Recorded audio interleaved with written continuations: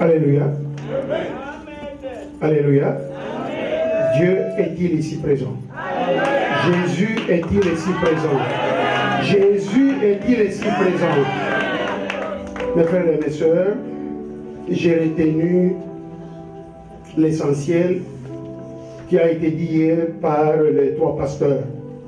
D'abord, le pasteur Badi est intervenu pour nous expliquer en résumé que nous avons été l'église qui a battu le record, nous avons été les champions du déménagement sur l'île de Montréal. Cela m'a fait comprendre que nous sommes peut-être parmi les top. C'est la preuve que nous sommes une église qui prie dans la vérité. Voilà pourquoi l'ennemi a laissé tranquille les autres assemblées, s'est acharné sur celle-ci. Aujourd'hui, la victoire est revenue à l'ennemi ou à Jésus? Alléluia. Nous sommes assis dans le temple de la victoire, oui ou non? Amen. Ne jamais l'oublier. Quand le pasteur Kabouya est monté ici, il a dit une vision, un temple, 4 mandats. Amen. Une vision, pour vous répéter avec moi, une vision, un temple, 4 mandats. Oui, j'ai retenu qu'il faut suivre la vision du berger, même quand cela nous semble qu'il faut tailler le chemin dans le roc, parce que lui, avec le Saint-Esprit, il nous mène. Aujourd'hui, il nous a amenés dans le port de la victoire. Amen. Amen. Il nous a aussi dit qu'il y avait 4 mandats. En résumé, le sanctuaire, le véritable sanctuaire dans lequel règne Jésus, et le sanctuaire où viennent les prostituées pour qu'elles deviennent des servantes de l'Éternel, notre Dieu. C'est le sanctuaire où viennent les criminels et les drogués pour qu'ils cessent d'être prostitués, qu'ils cessent d'être drogués, qu'ils cessent d'être criminels et qu'ils deviennent des princes et des princesses du royaume de l'Éternel, notre Dieu. Amen. Enfin est venu le pasteur Serge Oussou au moment de la prière de l'offrande et il a dit que à une église où le Seigneur vient de donner la preuve que quand tu amènes ton argent, tu investis en moi, je te livre clé sur porte un sanctuaire. Alléluia. C'est ce que je l'ai entendu dire hier. Et il a dit, à une église comme ça, Est-ce qu'il faut encore encourager les gens pour donner? Non, parce que le Seigneur lui-même a répondu à nos prières.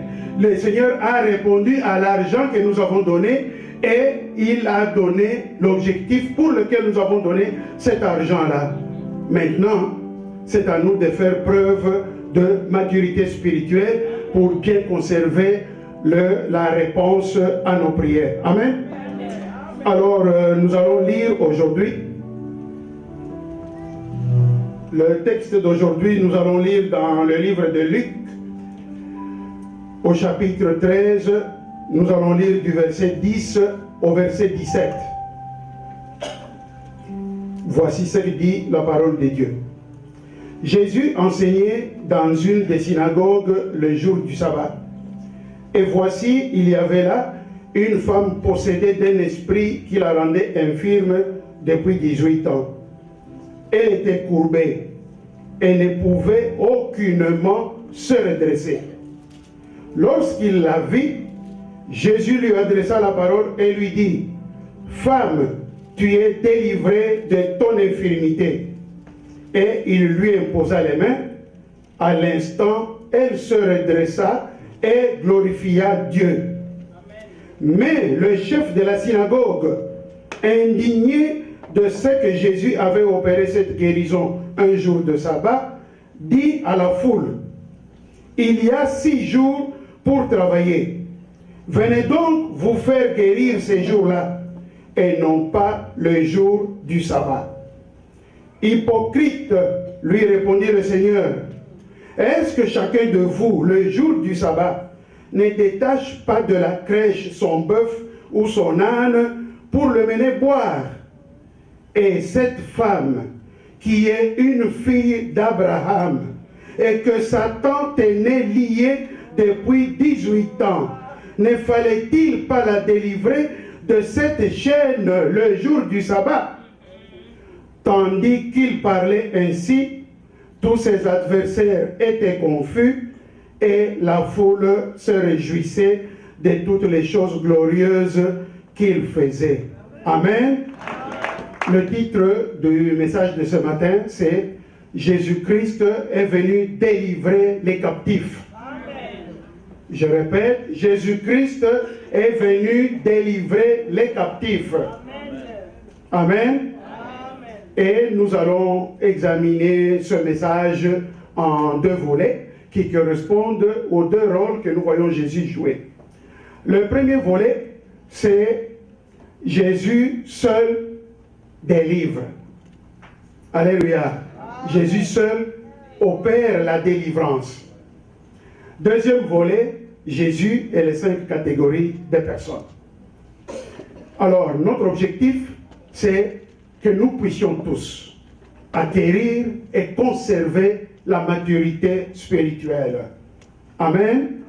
Oui, nous sommes aujourd'hui le jour du 17e anniversaire de notre Église et nous avons hier reçu un peu le portrait de tout ce que l'Église a vécu et qu'il a nécessairement mûri. Et c'est parce que vous avez fait preuve de maturité que vous êtes encore là. Ceux qui n'avaient pas le même niveau de maturité spirituelle ont été emportés en cours de parcours et ne sont pas aujourd'hui avec nous. Et nous qui sommes restés, c'est le moment de bien confirmer et conserver la maturité spirituelle. Alors, dans ce texte, nous sommes donc dans le premier volet où nous disons que c'est Jésus-Christ seul qui opère la délivrance. Nous voyons que dans ce texte, on nous parle d'une femme. Et on dit que cette femme-là se trouvait dans la synagogue. La synagogue, c'est le temple, c'est le sanctuaire, c'est le lieu de prière. Et que Jésus est là, et cette femme est là. Et cette femme, ce qui retient l'attention, c'est qu'elle a une infirmité qu'elle n'avait pas à sa naissance. Parce que la parole de Dieu nous dit qu'elle a, à un certain moment, été possédée par un esprit méchant. La possession, c'est la domination. Elle a été envahie, elle vit sous la domination d'un esprit qui lui faisait du mal, et c'est cet esprit-là qui l'avait tordu, qui l'avait recroquevillé, et qui faisait qu'elle ne pouvait plus se redresser. Et cette femme-là, 18 ans durant, elle n'a pas lâché. 18 ans durant, elle ne s'est pas découragée. Elle n'a pas quitté l'église, elle n'est pas allée chercher les magiciens, elle n'a pas désespéré, elle n'a pas perdu la foi, elle a demeuré, elle est là, et 18 ans après, quand Jésus arrive dans cette synagogue-là, elle est là-bas. Alléluia. Bien-aimé, cette femme portait une détresse visible. Quand on est courbé physiquement, on ne peut pas le cacher.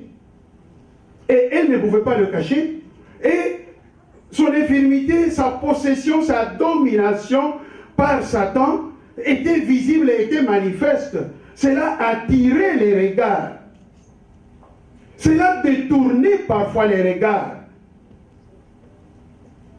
Ce matin, le Seigneur te dit, oui, si pendant les 17 ans de cette église, tu as été tordu, tu as été recroquevillé, tu as été brisé, occupé, dominé, asservi, en captivité par l'ennemi, et que parce que tu as persévéré, parce que tu n'as pas lâché, parce que tu n'as pas déchiré la Bible, parce que tu n'as pas tourné le dos au Seigneur Jésus, il va faire sonner la cloche.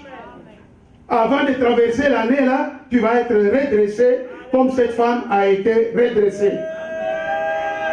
Bien-aimé, il n'est pas facile de porter une détresse qu'on ne peut pas cacher, connue de tout le monde, et qui attire des commentaires, qui peut attirer des railleries. On peut se faire tourner en dérision, même dans sa propre famille parfois.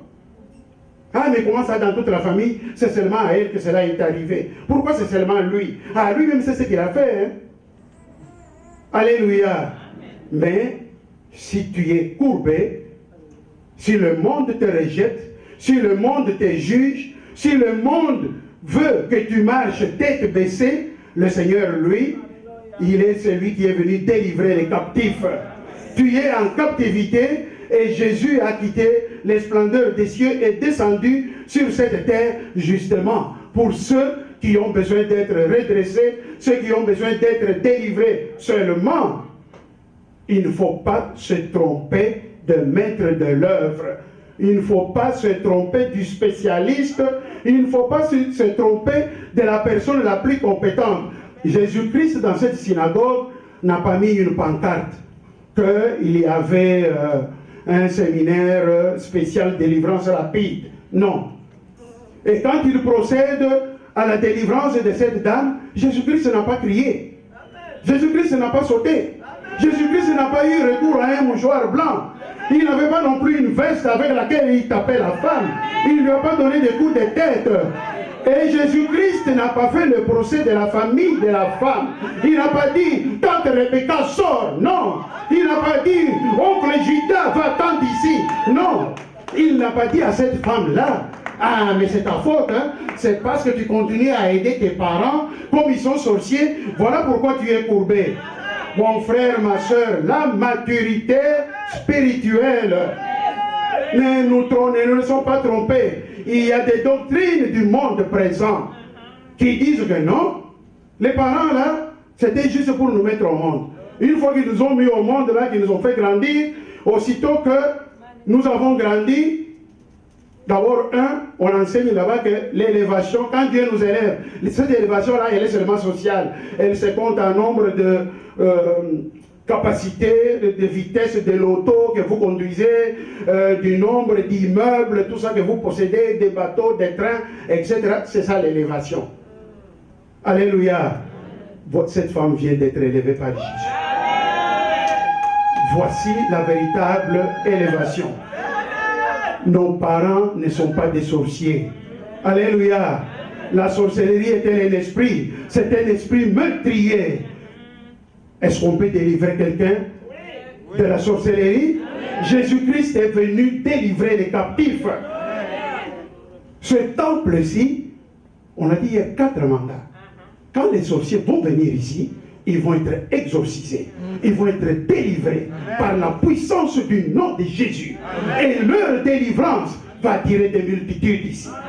Alléluia. Vous avez attendu 16 ans pour avoir ce sanctuaire. Le Seigneur vous prépare. Alléluia. Il est temps de se lever avant la fin de l'année. Il y en a qui ont quitté, il y en a qui sont partis, ils n'ont pas compris. Mais le Seigneur, vous avez fait preuve de maturité et vous êtes restés. Et voilà ce que le Seigneur, il ne fait pas des choses au hasard. Bien-aimés, dans le siècle présent, nous apprenons que des grands serviteurs de Dieu, à la tête des grandes assemblées, se sont retournés parce qu'ils ont cédé, ils ont été possédés par la convoitise, qu'ils ont convoité d'autres femmes qui sont venues dans l'assemblée pour prier. Ils ont déclaré leur propre épouse sorcière, alors qu'un bon serviteur de Dieu, ils auraient dû commencer par... Alléluia. Vous faites preuve de maturité. Ils auraient dû commencer par... Voilà les mandats du sanctuaire dans lequel nous nous trouvons et que nous donne le maître de la délivrance. Alléluia. Bien-aimés, ça c'est notre premier volet résumé qui dit que c'est Jésus-Christ seul et lui tout seul qui délivre. Il peut déléguer ce don à des véritables serviteurs. Ceux-ci doivent rester au service du Seigneur, délivrés en son nom, pas s'improviser en serviteurs de leur propre ventre, en train de vendre à d'autres, en train d'exploiter la misère des autres. Le Seigneur nous dit que là nous venons de voir le cas où c'est une détresse physique qu'on ne peut pas cacher. Mais il y a aussi d'autres détresses invisibles. Quand quelqu'un n'a pas les papiers pour se bâtir une vie ici, quand il n'a pas de titre, ça peut être connu. Ça peut ne pas être connu, ça le ronge. Quand quelqu'un est atteint d'une maladie pernicieuse qui le ronge, ça peut ne pas être visible. Mais quand nous portons ces fardeaux-là devant le Seigneur, qui est le seul qui délivre, il opère la délivrance et les bien-aimés retrouvent la santé. Amen. Amen. Maintenant, cela nous amène à notre deuxième volet. Jésus-Christ et les 5 catégories de personnes.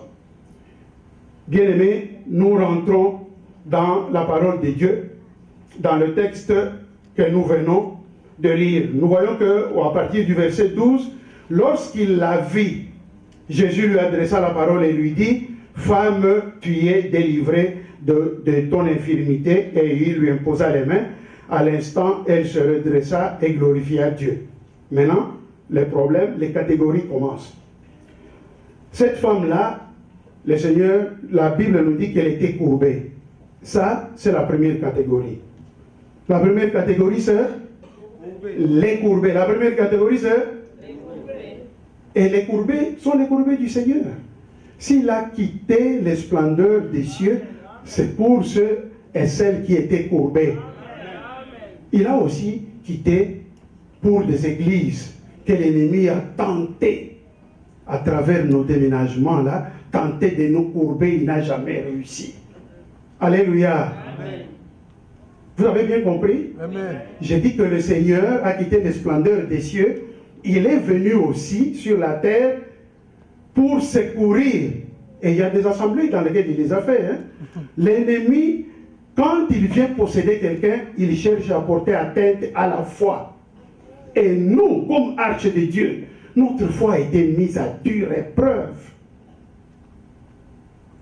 L'ennemi s'est organisé pour nous faire déménager dans des conditions où l'Église ne devrait plus exister.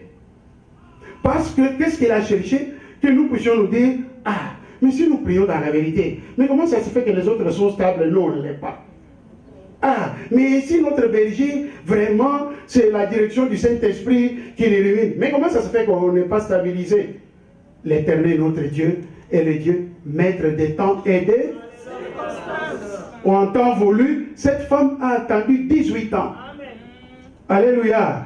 Nous, on a dû attendre de 2000 à 2016. C'est 2016 qui nous a fait entrer ici. Et d'ailleurs, jamais l'ennemi n'est parvenu à nous tenir courbés. Jamais l'ennemi n'a pu faire fléchir l'échine dorsale, la colonne vertébrale de l'arche de Dieu. Parce que, comme on nous l'a dit hier, pendant ces 16 ans là-bas, des prodiges s'opéraient, ce qui nous a permis de cheminer. Alors, première catégorie, c'est les courbés. Maintenant, quand Jésus a redressé les courbés, que fait le chef du temple? Il y a un mot dans la Bible là. Très bien. Deuxième catégorie, les indignés. Mon frère, ma soeur, si ceux qui t'ont montré du doigt hier est là, alléluia, matin, midi, soir, mais comment ça se fait que tel problème n'est toujours pas réglé? Mais quand le Seigneur le règle. Deuxième catégorie, les indignés. Maintenant la leçon de maturité spirituelle. Regardez cette femme-là, qui pendant 18 ans a porté l'opprobre, s'est fait montrer du doigt, a entendu les gens murmurer, faire des commentaires dans son dos. Quand vous lisez d'ailleurs très bien les propos de ce chef de la synagogue là, est-ce qu'il blâme la femme? Cette femme-là a compris, bien aimé, maturité spirituelle, discernement. Elle a compris que ce monsieur-là blâmait Jésus. Oh mais toi mon cher ami, tu dois apprendre à travailler de lundi à samedi, hein? Mais pourquoi tu viens travailler? Parce que c'est Jésus qui a travaillé. Cette femme n'a rien demandé à Jésus. Jésus a vu son cœur saint. Jésus a vu sa foi rayonnante. Jésus a vu sa persévérance pendant 18 ans et il lui a donné la couronne. Amen. Amen. Alléluia. Bien-aimé, quand le Seigneur descend dans ta vie, qu'il déplace les montagnes, quand les flèches des indignés arrivent, ne t'en occupe pas, comme cette femme-là. Cède la place. Tu la cèdes à Jésus, ils vont trouver Jésus-Christ sur leur chemin. Amen. Alléluia. Amen. Première catégorie, c'est... Non, ce côté, je n'ai pas entendu. Première catégorie. Deuxième catégorie. Voilà. Et voilà comment Jésus traite les indignés. Il leur dit hypocrite au pluriel. C'est bien l'hypocrisie.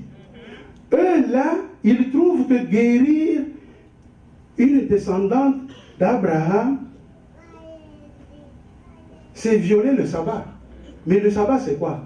Mais le sabbat, c'est le jour du repos. Mais cette femme-là, pendant 18 ans, a-t-elle jamais connu le repos? Elle. Quel est l'esprit qui peut être en paix quand on a le repos que le Seigneur donne? Il dit, vous qui êtes chargés et fatigués. Cette femme était chargée et fatiguée pendant 18 ans. Finalement, quand on lui donne, Jésus donne la leçon sur la véritable signification du véritable sabbat. Mon frère, ma soeur, Dieu nous donne ce temple pour que nous puissions comprendre le véritable sabbat. Le dimanche est la journée consacrée au Seigneur. Et c'est cette journée que Jésus travaille. Nous devrions tous être prêts.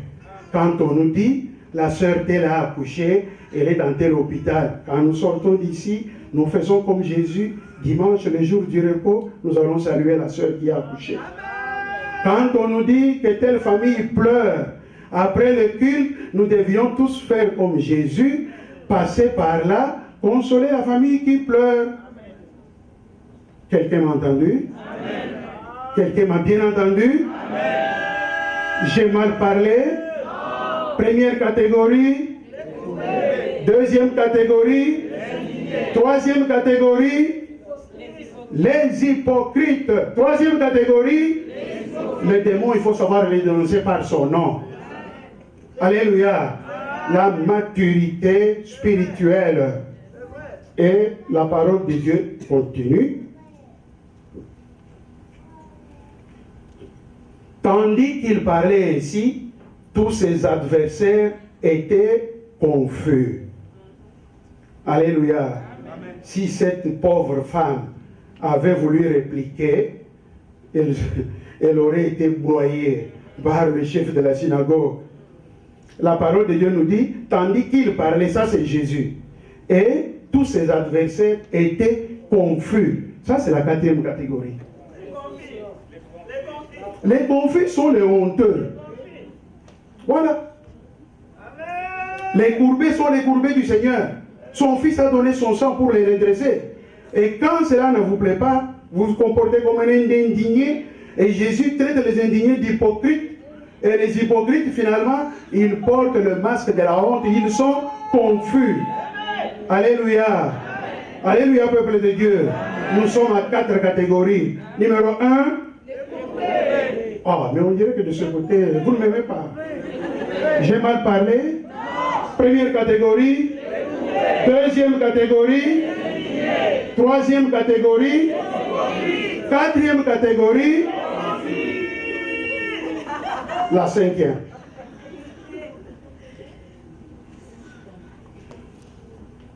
Tandis qu'il parlait ici, tous ses adversaires étaient confus, et la foule se réjouissait de toutes les choses glorieuses qu'il faisait. Cinquième catégorie, les joyeux. Nous sommes dans la joie ce matin. Il y a des hommes joyeux dans cette salle.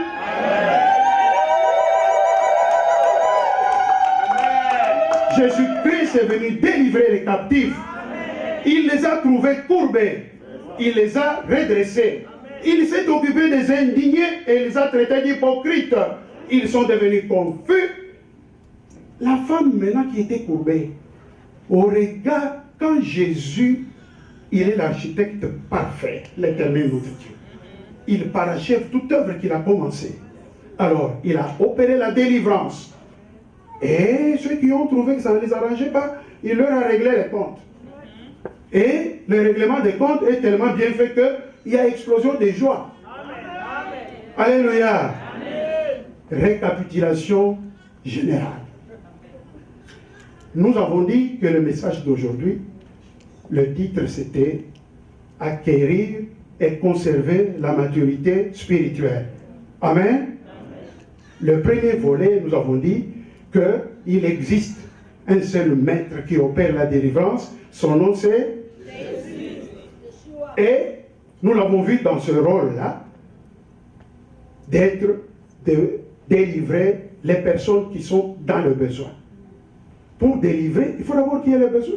S'il n'y a pas de besoin, pour le besoin, ne nous imaginons pas, ne créons pas de possessions là où nous ne sommes pas possédés. J'ai déjà entendu des doctrines où on dit l'humanité entière là, si elle n'est pas venue se faire délivrer ici, sont tous sorciers.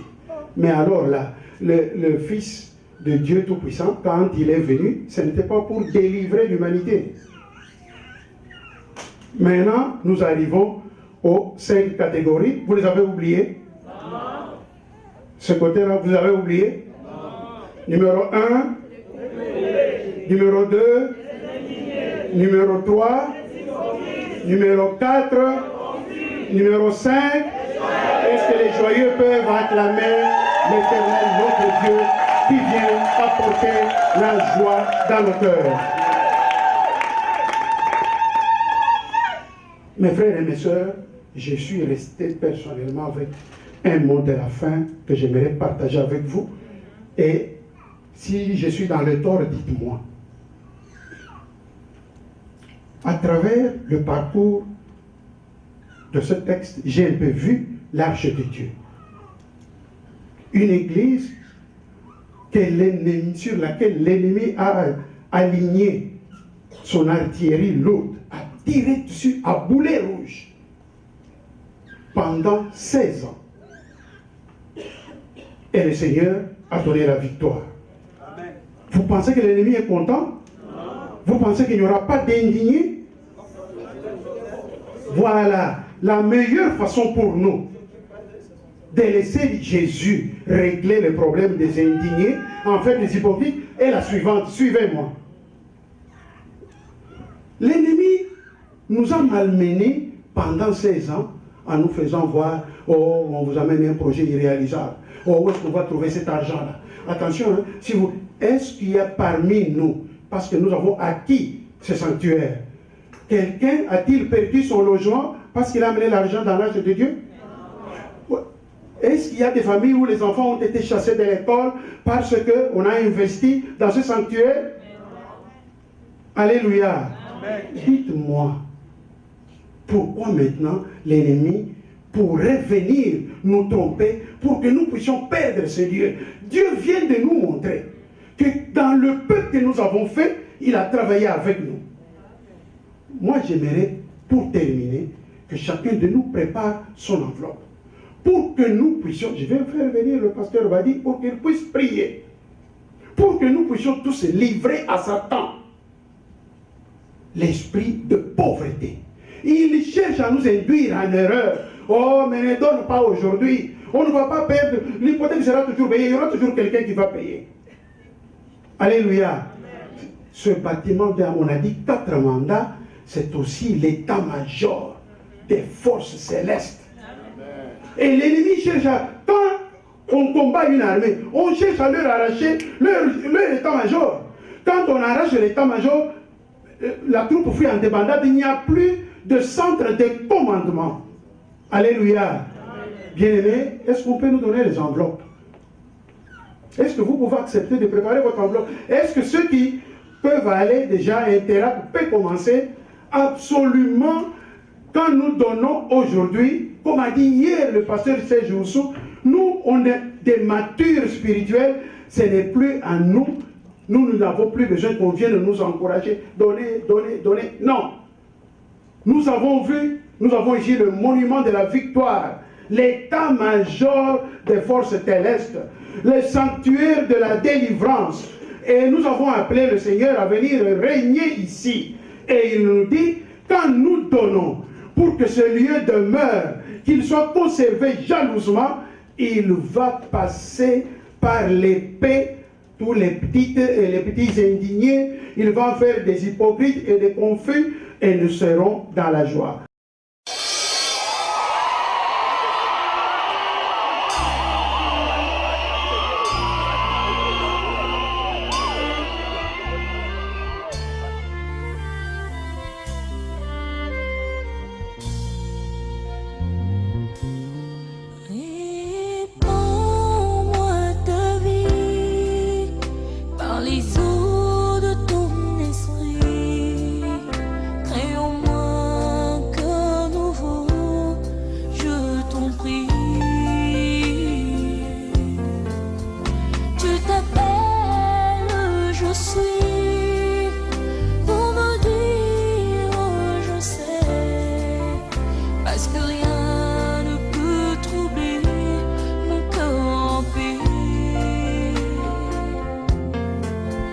S'il faut que